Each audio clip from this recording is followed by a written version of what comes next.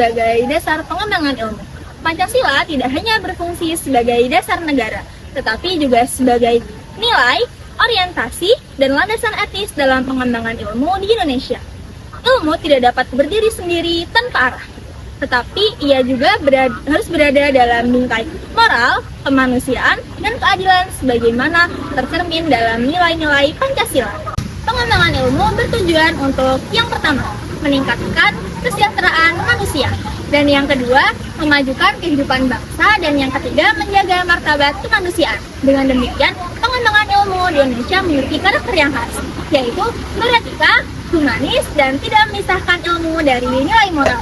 Relevansi nilai Pancasila sebagai dasar pengembangan ilmu secara umum. Yang pertama itu ada sila yang kedua, yaitu ilmu untuk kemaslahatan manusia dan teknologi harus menjaga martabat. Kemudian ada sila yang ketiga, yaitu ilmu untuk memperkuat persatuan dan riset untuk kepentingan nasional. Kemudian ada sila yang keempat, yaitu pengembangan iptek dalam musyawarah dan ilmu untuk kepentingan bersama.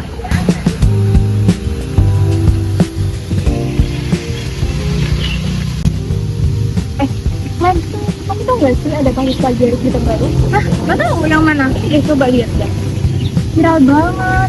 Oh iya. Iya.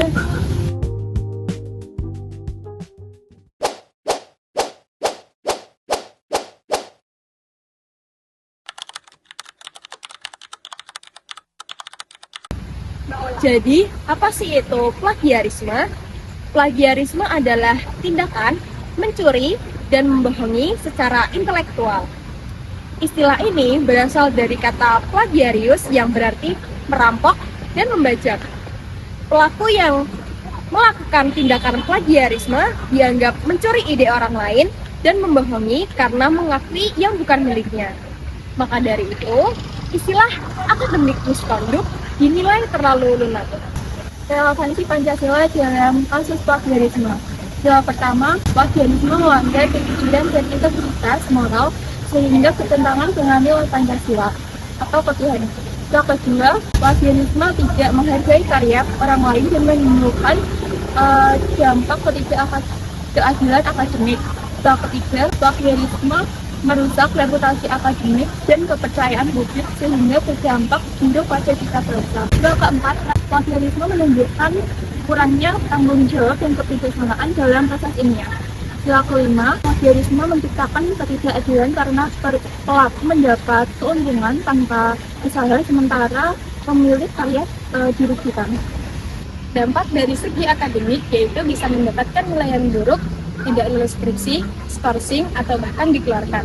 Sedangkan dari segi integritas dapat merusak integritas diri dan juga kredibilitas universitas. Adapun dampak dari segi personal yaitu menghambat perkembangan diri dengan menghilangkan kesempatan berpikir kritis dan analitis, kemudian merusak reputasi diri dan pemelengkap. Selanjutnya ada dampak hukum dan profesional. Dampak hukum profesional itu yang pertama ada sanksi hukum. Sanksi hukum itu berpotensi terkena denda atau bahkan hukuman sesuai aturan yang berlaku. Nah, yang kedua yaitu ada konsekuensi profesional. Nah, konsekuensi profesional ini dapat merusak reputasi dan juga menghambat perkembangan karir di masa depan.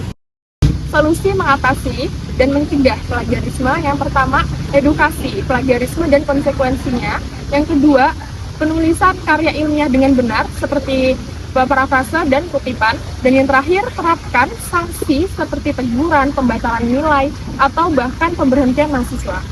Manfaat apabila kasus ini dijadikan pembelajaran. Nomor 1, kesadaran etika akademik meningkat, yaitu mahasiswa makin paham pentingnya kejujuran dan orisinalitas. Nomor 2, perbaikan sistem kampus, penguatan anti plagiat seperti Turnitin dan proses sidang lebih ketat.